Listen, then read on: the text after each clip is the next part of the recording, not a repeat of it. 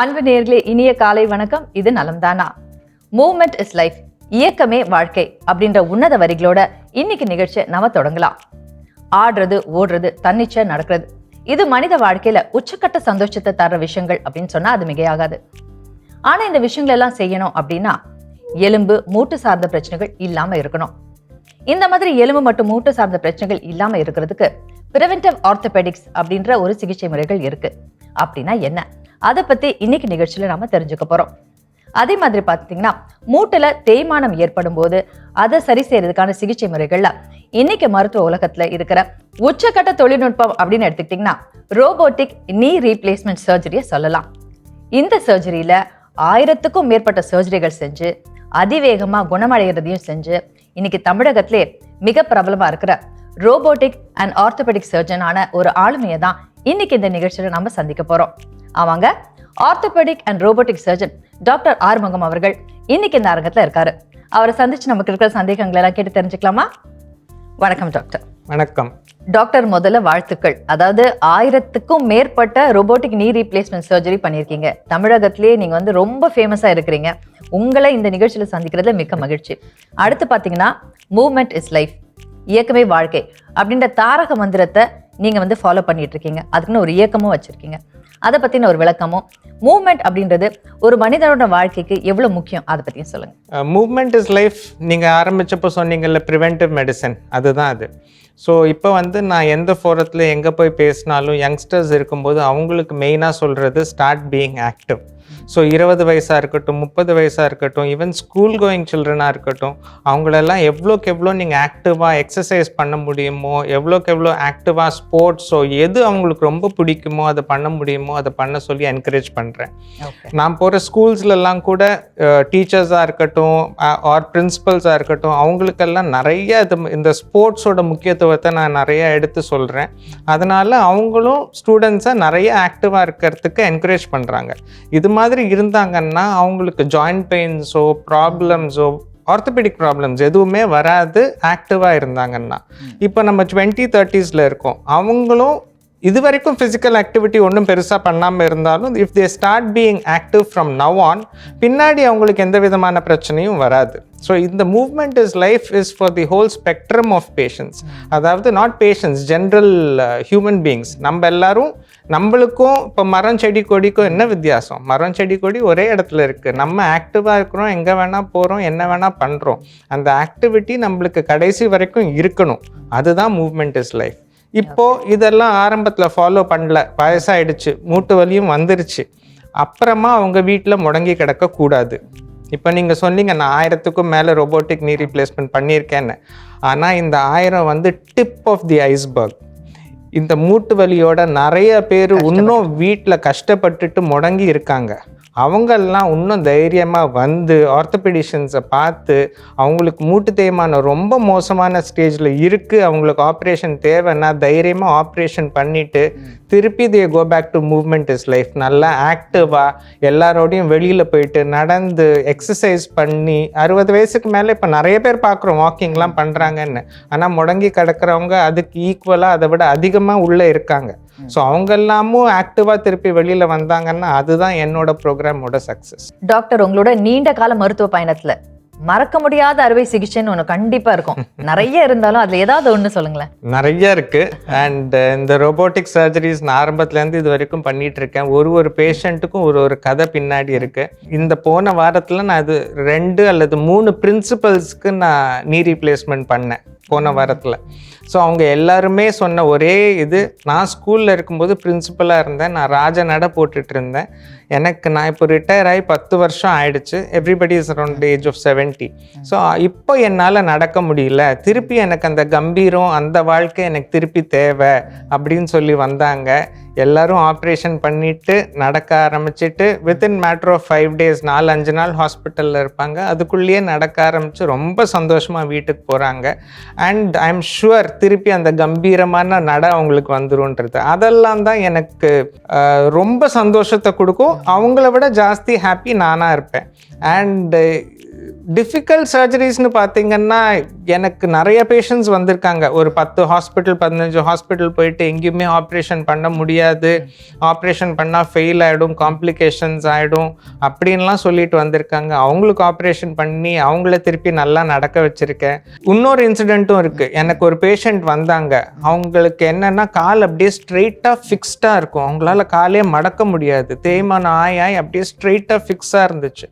So அவங்க என்கிட்ட வந்து சொன்னது என்னன்னா, என் பொண்ணு அமெரிக்காவில் இருக்கா, நான் திருப்பி அவளை போய் பார்க்க போகணும், ஆனால் ஃப்ளைட்டில் என்னால் இப்படி காலை நேராக வச்சுட்டு போகவே முடியலைன்னு சொன்னாங்க.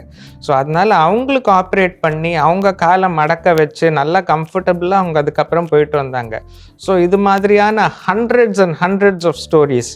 ஸோ நான் 1000க்கு மேலே ரொபோட்டிக் மட்டும் பண்ணியிருக்கேன், கன்வென்ஷனல் 7000 8000க்கு மேலே பண்ணியிருக்கேன். ஸோ இது ஒரு காலும் ஒரு முட்டியும் ஒரு கதையோட வரும். நீங்கள் வந்து ஒரு கேம் சேஞ்சர் மாதிரி சூப்பர். நிறைய பேருக்கு வந்து வாழ்க்கையில் வந்து தே கேன் மூவ், ஹாப்பியாக இருக்கலாம் அப்படின்ற மாதிரி ஒரு விஷயத்த செஞ்சுருக்கீங்க. இப்போ அடுத்து பார்த்தீங்கன்னா, இன்னைக்கு இருக்கிற அதிவேக உலகத்தில் இளைய தலைமுறையினருக்கு கூட மூட்டு தேய்மானம், அப்புறம் எலும்பியல் சார்ந்த பிரச்சனைகள் அதெல்லாம் வருது. இதுக்கெல்லாம் என்ன காரணம் நினைக்கிறீங்க? லைஃப் ஸ்டைல் தாங்க. நம்ம இப்போ வந்து ஃபாஸ்ட் ஃபுட் வந்துருச்சு, அதனால் கூடவே ஒபேசிட்டி வந்துருச்சு. அண்டு இப்போ யாருமே வீட்டில் குக் பண்ணி சாப்பிட்றது கிடையாது, எல்லாரும் வேலை பார்க்குறாங்க, எல்லாரும் ஒரு ரேசன்ட்டு டெய்லி காலையில் 6 மணிக்கு எந்திரிக்கிறாங்க, ஓடுறாங்க, திருப்பி நைட்டில் தான் வராங்க, அண்ட் என்ன கிடைக்குதோ சாப்பிட்றாங்க. ஸோ அவங்க வந்து அவங்களோட ஹெல்த்துக்கு முக்கியத்துவம் கொடுக்கறதே கிடையாது. ஸோ அந்த ஹெல்த்துக்கு முக்கியத்துவம் கொடுக்காததுனால மசில்ஸாக இருக்கட்டும், போன்ஸாக இருக்கட்டும், ஜாயின்ஸாக இருக்கட்டும், எல்லாமே சீக்கிரமாக தேய்மானம் ஆகுது. முன்னாடி நான் வந்து 60-65 வயசுக்கு மேலே இருக்கவங்களுக்கு தான் மூட்டு மாற்று அறுவை சிகிச்சை பண்ணிகிட்டு இருந்தேன். இப்போ பார்த்தீங்கன்னா 40-45 வயசில் இருக்கவங்களுக்குலாம் நிறைய பேருக்கு மூட்டு மாற்று அறுவை சிகிச்சை பண்ணேன். நான் என்னோட இருக்கிறதுலேயே யங்கஸ்ட் பேஷண்ட்னு பார்த்தீங்கன்னா 24 வயசில் நான் மூட்டு மாற்று அறுவை சிகிச்சை பண்ணியிருக்கேன். ஏன்னா அவங்களுக்கு ருமட்டாய்டு ஆர்த்ரைட்டிஸ்னு ஒரு ரொம்ப சிவியரான ஆர்த்ரைட்டிஸ் வந்து இருந்தது, அதனால் அவங்களுக்கு தேவைப்பட்டுச்சு. ஸோ ஏஜ் கம்மியாயிட்டே போகுது, இதுக்கு நம்ம தான் காரணம். நம்ம ஆக்டிவாக மூவ்மெண்ட் இஸ் லைஃப்பை ஃபாலோ பண்ணோன்னா சீக்கிரமாக என்ன தேடி ஆப்ரேஷன் பண்ணணும்னு வரமாட்டீங்க. வராமல் இருக்கிறதுக்கு தான் மூவ்மெண்ட் இஸ் லைஃப், ஆக்டிவாக இருங்க. ஸோ எக்ஸசைஸ் பண்ணிட்டு உடல்நிலையை நல்லா ஆரோக்கியமாக வச்சுட்டு எலும்பு, மூட்டு, மசில்ஸ் எல்லாத்தையும் ஸ்ட்ராங்காக வச்சுருந்தீங்கன்னா எந்த விதமான பிரச்சனையும் வராது. டாக்டர், அடுத்து பார்த்தீங்கன்னா உலகளாவிய பிரச்சனை அப்படின்னு பார்த்தீங்கன்னா வைட்டமின் டி, அப்புறம் கால்சியம் குறைபாடு. வெயில் இருக்கிற ஊராக இருக்கட்டும், இல்லாத ஊராக இருக்கட்டும், அதெல்லாம் பிரச்சனை இல்லை. ஆனால் இதில் வந்து டெஃபிஷியன்சி இருக்குது. இதை வந்து இயற்கையாக சரி பண்ணுறதுக்கு என்ன வழிமுறை இருக்குது? இயற்கையானா நீங்கள் சொன்னது வெயில், போய் வெயிலில் நின்றோன்னா நேச்சுரலாகவே நம்மளுக்கு விட்டமின் டி சுரக்க ஆரம்பிக்கும், அண்ட் போன்ஸ் எல்லாம் நல்லா ஸ்ட்ராங்காக இருக்கும். ஆனால் நம்ம ஊரில் அடிக்கிற வெயிலில் நம்ம காம்ப்ளெக்ஷன் நல்லா இருக்கணும்னு சொல்லி, ஃபேர் காம்ப்ளெக்ஷன் தான் நல்லதுன்னு சொல்லி யாருமே வெயில் எக்ஸ்போஸ் ஆகிறது கிடையாது. மே மாதம் ஜூன் மாதம்லாம் நல்ல வெயில் கொளுத்துது, பட் ஸ்டில் நம்ம யாரும் போய் வெளியில் நிற்கிறது கிடையாது. நம்ம வெளியில் போனாலும் ஃபுல்லாக கவர் ஆகிட்டு தான் போகிறோம். ஸோ அதனால விட்டமின் டி நேச்சுரலாக வரதுக்கான வாய்ப்புகள் ரொம்ப குறைவாக இருக்குது. ஸோ இவங்கெல்லாம் வந்து அவங்களோட விட்டமின் டி லெவல்ஸை செக் பண்ணிவிட்டு, அது ஓரல் கேப்சூல்ஸாக தான் வருது. ஸோ வாரத்துக்கு ஒரு வாட்டி ஒரு கேப்சூல் எடுத்தீங்கன்னா போதும், விட்டமின் டி திருப்பி நார்மல் லெவல்ஸ்க்கு வந்துடும். அது ரொம்ப கஷ்டமானதே கிடையாது. நேச்சுரலாக சுரக்கணும்னா சன் ரேஸ் எக்ஸ்போஸ் ஆகிருந்துச்சுன்னா தான் நல்லது. நேச்சுரலாகவே விட்டமின் டி சுரக்கும். இல்லை குறைபாடு இருந்துச்சுன்னா அதுக்கு கால்சியம், விட்டமின் டி கால்சியம் காம்பினேஷன்ஸே இருக்குது. அதை கொஞ்சம் ரெகுலராக உங்கள் டாக்டரை பார்த்து எவ்வளோ தேவையோ அவ்வளோ நீங்கள் எடுத்தீங்கன்னா உங்கள் எலும்பு ஆரோக்கியமாக நல்லா இருக்கும். பேசிக்காக பார்த்தீங்கன்னா prevention is better then cure, வருமுன் காப்போம். ஸோ ஒரு 30-40 வயசில் இருக்கிறவங்க ஃபியூச்சரில் மூட்டு சார்ந்த பிரச்சனைகள், எலும்பியல் சார்ந்த பிரச்சனைகள் வரக்கூடாது அப்படின்னா இப்போவே அவங்க என்ன பண்ணணும்? 30-40 வயசே லேட்டு. 20 வயசில் 25 வயசுலேயே நம்ம ஆரம்பித்தாதான் நல்லது. இப்போ நம்மளோட போன் மெச்சூரிட்டி அடையிறதுன்னு பார்த்தீங்கன்னா 18லேருந்து 20 வயசில் தான் மேக்ஸிமம் மெச்சூரிட்டி அடையும். அப்போ தான் மசில்ஸும் ஓரளவுக்கு நல்லா ஸ்ட்ராங்காக இருக்கும். ஸோ இப்போ போன் பார்த்தீங்கன்னா அது ஒரு குச்சி மாதிரி ஸ்டிஃபாக இருக்காது, கொஞ்சம் எலாஸ்டிக், அது கொஞ்சம் வளைவெல்லாம் கொடுக்கும். ஸோ நம்ம நல்லா எக்ஸசைஸ் பண்ணும்போது அந்த வளைவு நல்லா கொடுத்ததுன்னா கால்சியம் டெபாசிஷன் நிறைய போய் டெபாசிட் ஆகும் போனில், அண்ட் அதோட ஸ்ட்ரென்த் நல்லா இன்க்ரீஸ் ஆகிட்டே இருக்கும். இதுக்கு நம்ம அந்த மசில் ஆக்டிவேட் பண்ணணும். மசில் ஆக்டிவேட் பண்ணால் தான் அந்த மினிமம் மூவ்மெண்ட் போனில் வரும், அண்ட் போன் ஸ்ட்ராங் ஆகிட்டே போகும். ஸோ நம்ம அதை ஆரம்பத்திலேயே கொடுத்தா தான் 30-40 வயசில் நல்லா இருக்கும். அண்ட் நம்ம அந்த எக்ஸசைஸை இன்னும் ரெகுலராக கண்டினியூ பண்ணிகிட்டே போயிட்டு இருந்தோம்னா பின்னாடி நம்மளுக்கு எந்த விதமான விதமான பிரச்சனையும் வராது. பட் நம்ம எக்ஸசைஸ் பண்ணாமல் அப்படியே இருந்தோம்னா, நான் சொன்ன மாதிரி 40-45 வயசுலேயே நிறைய பேர் இப்போ எங்கிட்ட முட்டி தேய்மானம்ட்டு வந்துட்டு இருக்காங்க, ஆப்ரேஷனே பண்ணிக்கிறாங்க. ஸோ அந்த ஸ்டேஜில் போயிடுவோம். அதுக்கு முன்னாடியே எக்ஸசைஸ் பண்ணி போன்ஸை, மசில்ஸை, ஜாயின்ஸை நல்லா ஸ்ட்ராங்காக பார்த்துக்கிட்டோம்னா எந்த விதமான பிரச்சனைகளும் வராது. எலும்பியல் மற்றும் மூட்டு மாற்று அறுவை சிகிச்சை பற்றி நிறைய சுவாரஸ்யமான விஷயங்கள் பேசிட்டு இருக்கோம். தொடர்ந்து பேசலாம். அதுக்கு முன்னாடி ஒரு சின்ன பிரேக்.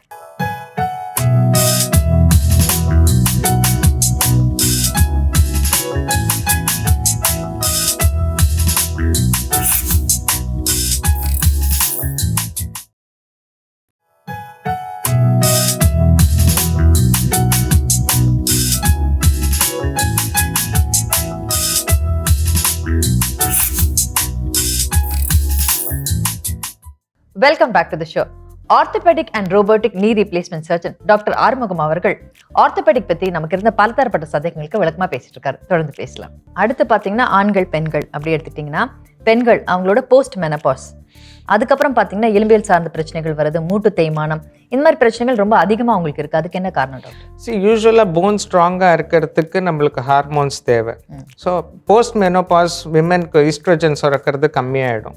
ஸோ அதனால போன்ஸ் அப்படியே கொஞ்சம் கொஞ்சமாக வீக் ஆகிட்டே போகும். நம்மளுக்கு உடம்புல எல்லா ஆர்கன்ஸும் ஃபங்க்ஷன் ஆகிறதுக்கு கால்சியம் தேவை.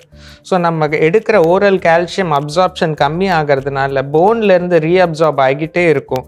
அப்படி ஆகிறதுனால போன்ஸ் இன்னும் அப்படியே வீக் ஆகிட்டே போகும். அது மட்டும் இல்லாமல் அந்த பெரிமெனோபாசல், போஸ்ட் மெனோபாசலில் அந்த 3 இயர்ஸில் கிட்டத்தட்ட 30% of their bone strength is going to go down. So அந்த 30% எலும்பு சக்தி கம்மி ஆகிறதுனால இன்னும் பலகீனம் மாறாங்க. அண்ட் அந்த டைமில் அவங்க வெயிட்டும் கொஞ்சம் ஜாஸ்தி போட்டுடுவாங்க அந்த பெரிமெனோபாசல் ஃபேஸில். ஸோ இது ரெண்டுமே ஆகிறதுனால women are more prone for osteoporosis and weakness in their perimenopausal phase. அதை தடுக்கணும்னா என்ன பண்ணணும் டாக்டர்? எக்ஸசைஸ் தான் பண்ணணும். எக்ஸசைஸ் பண்ணி முன்னாடியே நீங்கள் மசில் இன்னும் கொஞ்சம் ஸ்ட்ராங்காக ஆக்கிட்டு போன் எல்லாம் ஸ்ட்ராங்காக வச்சுக்கணும். அது மட்டும் இல்லாமல் சப்ளிமெண்ட்ஸ், நீங்கள் போய் உங்களுக்கு கைனகாலஜிஸ்ட்டை பார்க்கலாம், ஆர்த்தோபெடிஷன் பார்க்கலாம், எண்டோக்ரைனாலஜிஸ்ட்டை பார்க்கலாம். யார்கிட்ட போனாலும் அவங்க இந்த பெரிமெனோபாசல் ஃபேஸில் ஹார்மோனல் சேஞ்சஸ் எப்படி இருக்கும், அதுக்கு நீங்கள் என்ன பண்ணணும்னு எஜுகேட் பண்ணி அதுக்கு உங்களுக்கு ஏதாவது ஹார்மோனல் ட்ரீட்மெண்ட் தேவைனாலும் கொடுப்பாங்க, கால்சியம் சப்ளிமெண்டேஷன் கொடுப்பாங்க, நம்ம முன்னாடி பேசின மாதிரி விட்டமின் டி கொடுப்போம். ஸோ இதெல்லாமே கரெக்டான லெவலில் உங்கள் பிளட்ல இருந்தது, நீங்களும் ஒரு அளவுக்கு உடற்பயிற்சி பண்ணிட்டு இருந்தீங்கன்னா எந்த விதமான ப்ராப்ளம்ஸும் வராது. டாக்டர், இப்போ உங்களோட டாபிக்குக்கே வரேன். அதாவது பாரம்பரியமா செய்யப்படுற மூட்டு மாற்று அறுவை சிகிச்சை, அதுக்கும் இப்போ இருக்கிற இந்த ரோபோட்டிக் நீ ரீப்ளேஸ்மெண்ட் சர்ஜரிக்கும் இதுல என்னென்ன அட்வான்ஸ்மெண்ட் வந்திருக்கு, இதுல எல்லாம் என்ன டிஃபரன்சஸ் இருக்கு, பெனிஃபிட்ஸ் என்ன, அதை பத்தி சொல்லுங்களேன். இது என்னோட ஃபேவரட் டாபிக். அரை மணி நேரம் பத்தாது, அரை மணி நேரம் பத்தவே பத்தாது. ஸோ இப்போ பாரம்பரியமாக நாங்கள் என்ன பண்ணிட்டு இருந்தோம்னா, மூட்டு மாற்று அறுவை சிகிச்சை அப்போ காலெல்லாம் நேராக வச்சுட்டு இருந்தோம். இப்போ நம்ம வரும்போது எங்ககிட்ட பேஷண்ட்ஸ் வரும்போது கால் வளைஞ்சிருக்கும். ஒன்றா உள்பக்கம் வளைஞ்சிருக்கும், இல்லாட்டி வெளிப்பக்கம் வளைஞ்சிருக்கும். உள்பக்கம் தான் 90% வளைஞ்சிருக்கும். ஆனால் அந்த கால் எல்லாத்தையும் நேராக ஆக்கிட்டு அந்த பேஷண்ட்ஸை நேராக நடக்க வச்சுருவோம். பட் லேட்டர் ஆன் ஸ்டடீஸ் என்ன ப்ரூவ் பண்ணியிருக்குன்னா, எல்லார் காலும் நேராக கிடையாது, நம்ம எல்லார் கால்லையும் ஸ்லைட்டாக வளைவு இருக்குது. அது -3லேருந்து 8 டிகிரி வரைக்கும் வளைவு இருக்குது. ஒருத்தரோட கால் ஒரு மாதிரி இருக்கும். ஸோ எல்லார் காலையும் நீங்கள் நேராக்குனீங்கன்னா ஒரு 10% பேஷண்ட்ஸ் கம்ஃபர்டபுளாகவே இருக்க மாட்டாங்க. அவங்க மூட்டு மாற்று அறுவை சிகிச்சைக்கு அப்புறமும் கொஞ்சம் வலி இருக்குன்னு சொல்லிட்டு தான் இருப்பாங்கன்னு சொல்லி நாங்கள் கண்டுபிடிச்சோம். அதுக்கப்புறமா ரோபோட்டிக் நீ ரீப்ளேஸ்மெண்ட் வந்தது. எங்களால் ஒரு பேஷண்ட்டோட கால் எப்படி இருக்கு அப்படின்றது எங்களுக்கு தெளிவாக அந்த ரோபோட் எங்களுக்கு காமிக்குது. அதனால் அந்த காலை அதே ஆங்கிளில் நாங்கள் திருப்பி அந்த மூட்டை பொறுத்துறதுனால பேஷண்ட் ஸ்பெசிஃபிக் அலைன்மெண்ட்னு சொல்லுவோம். யாரோட கால் எப்படி இருக்கோ அதே மாதிரி நாங்கள் திருப்பி அந்த இம்ப்ளான்ட் அதே பொசிஷனில் வைக்கிறதுனால பேஷண்ட்டுக்கு எந்திரிச்சு நடக்கிறது ரொம்ப சுலபமாக இருக்குது. அவங்களுக்கு அந்த தேய்மானம் ஆரம்பிக்கிறதுக்கு முன்னாடி கால் எப்படி இருந்ததோ திருப்பி அதே மாதிரி நடக்க ஆரம்பிக்கிறதுனால மசில்ஸ் எல்லாம் எப்படி ஆக்ட் பண்ணிட்டு இருந்ததோ அதே ஆங்கிள் ஆக்ட் பண்ணிட்டு இருக்கிறதுனால அவங்களோட ரெக்கவரி ரொம்ப faster. It is very precise. இது என்னால் கன்வென்ஷனல் இன்ஸ்ட்ருமெண்ட் வச்சு பண்ண முடியாது. இது என்னால் ரொபோட்டிக் அசிஸ்டன்ஸ் இல்லாமல் பண்ணவே முடியாது. And this robotic assisted knee replacement is a boon. So இதுக்கப்புறம் எனக்கு பேஷண்ட்ஸ் எல்லாம் பார்த்தீங்கன்னா ரிவ்யூக்கு வரும்போது முதல் மாதம் வரும்போது அவங்க என்னமோ பண்ணி 6 மாதம் ஆன மாதிரி அவ்வளோ கம்ஃபர்டபுளாக நடந்து வருவாங்க. அண்டு நான் அவங்களோட கேஷீட் ஓப்பன் பண்ணி பார்த்தா தான் தெரியும் எனக்கு, இவங்களுக்கு 1 மாதம் முன்னாடி தான் ஆப்ரேஷனே பண்ணியிருக்கேன், அவ்வளோ கம்ஃபர்டபுளாக வராங்கன்னு. So robotic knee replacement is a game changer. நான் பண்ண பேஷண்ட்ஸ் எல்லாரும் அவ்வளோ ஹாப்பியாக இருக்காங்க. And I am very very proud to have changed at least 1000 peoples lifes now. Robotic knee replacement சர்ஜரியில் சேஃப்டி அப்படின்றது எந்த அளவுக்கு இருக்கு டாக்டர்? ரோபோட்டிக் சர்ஜரின்னு உடனே ரோபோட் வந்து பண்ண போகிறது இல்லை. நான் தான் ஃபுல் அண்ட் ஃபுல் சர்ஜரி பண்ணுறேன். நான் அந்த ரோபோட் எனக்கு காமிக்குது எப்படி இருக்குது, இந்த கால் எந்த ஆங்கிளில் இருக்குது, இந்த பேஷண்ட்டுக்கு இந்த மூட்டை இந்த ஆங்கிளில் ஃபிக்ஸ் பண்ணால் நல்லதுன்றது நான் தான் டிசைட் பண்ணுறேன். ஸோ என் கையில் தான் அந்த ரோபோட்டிக் ஆர்ம் இருக்குது, அதை வச்சு தான் நான் போன் கட் பண்ணுறதெல்லாம் பண்ணுறேன். ஸோ அதனால் எனக்கு தெரியும் எவ்வளோ தூரம் கட் பண்ணணும் அண்ட் எதுக்கு மேலே போகக்கூடாதுன்னு. அப்படி நான் அந்த லெவல் கிராஸ் பண்ணேன்னா அந்த பிளேடே வைப்ரேட் ஆகாது, கட் பண்ணாது. ஸோ அதனால இது ரொம்ப ரொம்ப சேஃப். டாக்டர் இப்போ பார்த்தீங்கன்னா மூட்டு மாற்று அறுவை சிகிச்சை செஞ்சவங்க வந்து நார்மலாக வந்து சம்பளங்கால் போட்டு வந்து உட்கார முடியாது, ஓட முடியாது, எப்படினாலும் அந்த க்ளோஸ் டு நேச்சுரல் லைஃப் இருக்காதுன்னு சொல்கிறாங்களா, அது உண்மையா? இப்போ ரோபோட்டிக் knee replacementல நான் near normal range of movements தரேன். அவங்க சப்பளங்கால் போட்டு உட்காரணுன்னாலும் உட்காரலாம். பட் நான் என்ன அட்வைஸ் பண்ணுவேன்னா பேஷண்ட்ஸை, டெய்லி நான் சாப்பிட்றது தரையில் தான் உட்காந்து சாப்பிடுவேன் அப்படின்னு தரையில் உட்காந்து சப்பளங்கால் போட்டு சாப்பிடுவேன்னு சொல்லிட்டு அடிக்கடி உட்காரக்கூடாது. லேடிஸ் வந்து நான் தரையில் உட்காந்து தான் காய்கறி வெட்டுவேன் ஏன்னா யூஸ்வலாக பார்த்தீங்கன்னா 60-70 year olds நிறைய பேர் வந்து பண்ணிட்டு போவாங்க. அவங்களுக்கெல்லாம் அந்த பழைய காலத்து ப்ராக்டிஸ் இன்னும் இருக்கும். பட் அவங்களுக்கெல்லாம் நான் சொல்கிறது என்னென்னா, இந்த முட்டி உங்களுக்கு அடுத்து 20-30 வருஷம் வரைக்கும் உங்களோட இருக்க போகுது. நீங்கள் அதுக்கு மரியாதை கொடுத்தீங்கன்னா அது உங்களோட நல்லா கம்ஃபர்டபுளாக உங்களோட மீதி இருக்க நாட்கள் எல்லாமே நல்லா நடக்கிறதுக்கு, உங்களோட மூவ்மெண்ட்டில் எந்த விதமான பாதிப்பும் வராமல் உங்களை பாதுகாக்கும். மூவ்மெண்ட் இஸ் லைஃபோட முக்கியத்துவம்.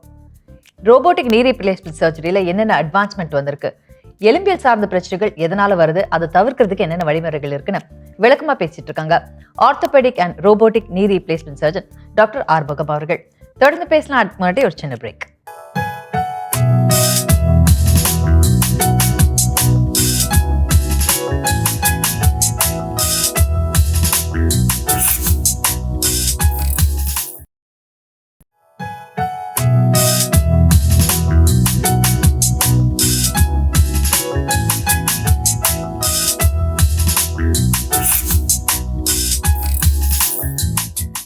Welcome back to the show.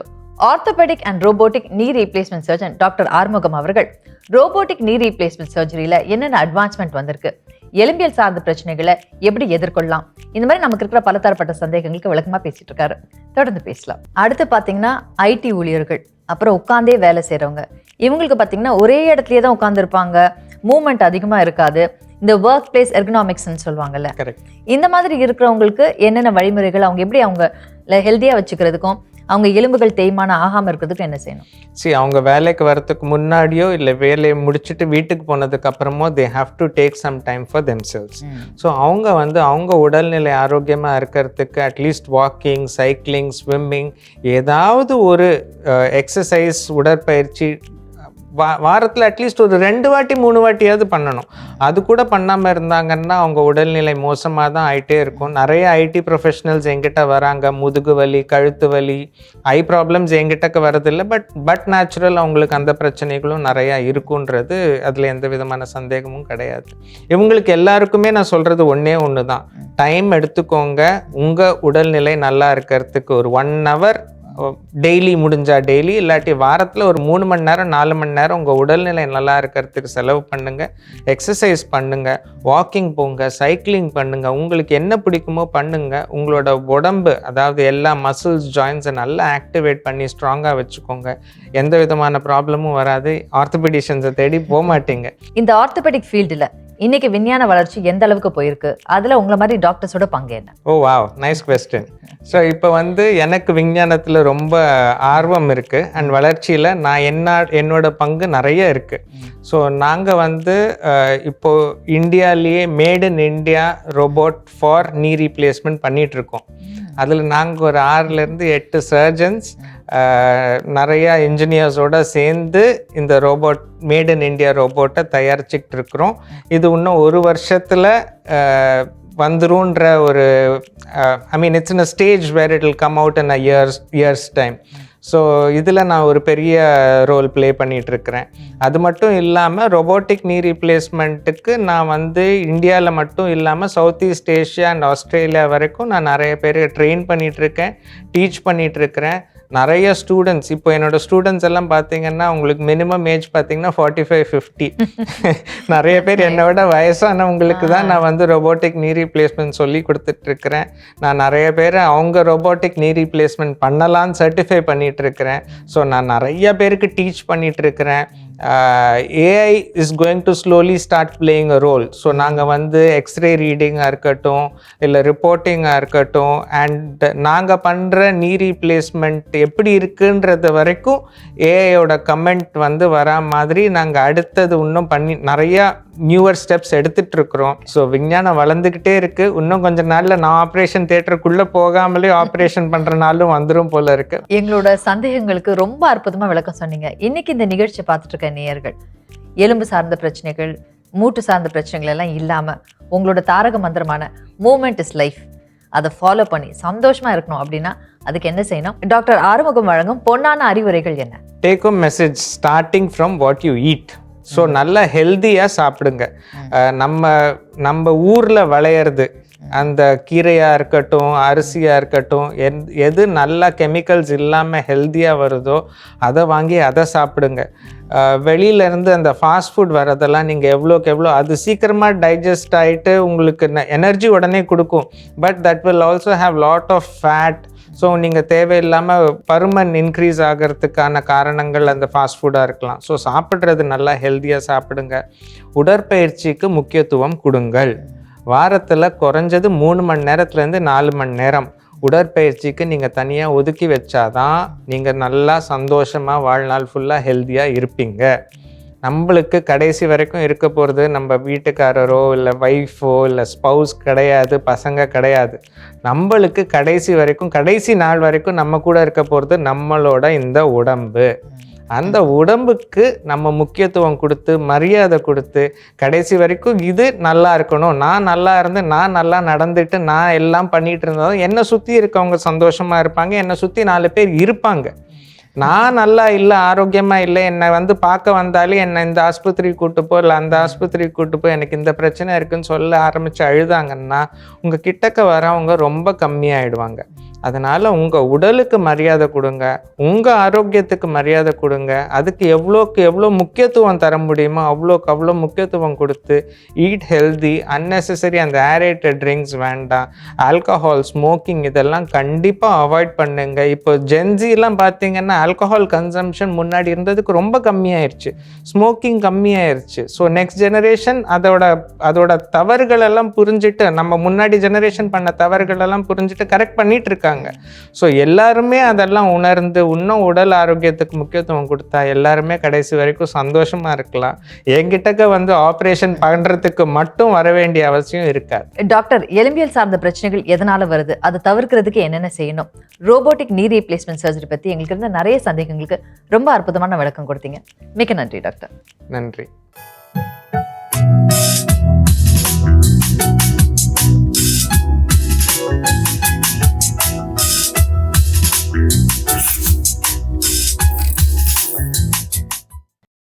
இன்னும் பல வீடியோக்களை காண சன் லைஃப் சேனலை சப்ஸ்கிரைப் பண்ணுங்க.